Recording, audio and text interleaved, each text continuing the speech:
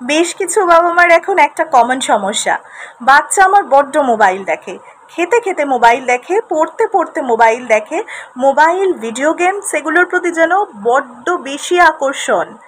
সেই সমস্ত বাবা মাকে একটাই কথা বলছি, আপনারা আপনাদের বাচ্চার সামনে মোবাইল দেখা, অতিরিক্ত মোবাইল দেখা কমান।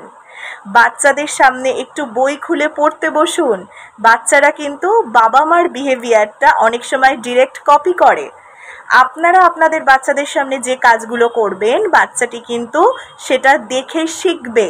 বাচ্চা কিন্তু একটা স্পঞ্জের মতো, আপনি ওকে যা দেবেন ও কিন্তু সেটাই অ্যাবজর্ব করবে।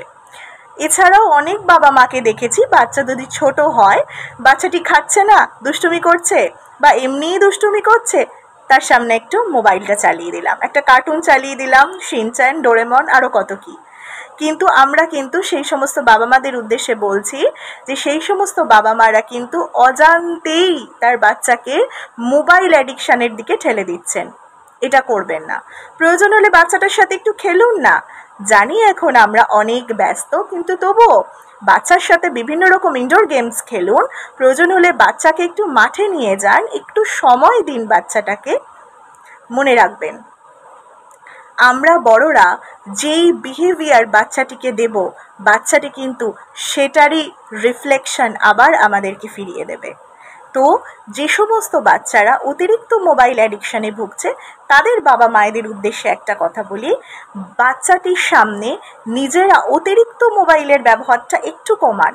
পারলে বাচ্চার সামনে একটু নিজেও পড়তে বসুন।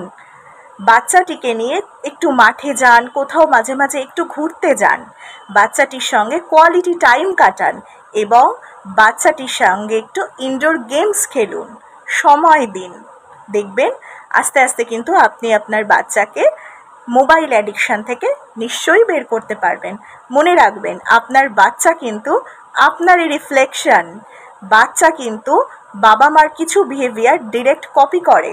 তো বাচ্চার সামনে কিন্তু এমনভাবেই বিহেভ করবেন যাতে বাচ্চাটা আপনাদের দেখে ভালো জিনিসগুলোই শেখে, ভালো জিনিসগুলোই অ্যাবজর্ভ করে। আপনাদের মতামতের অপেক্ষায় রইলাম।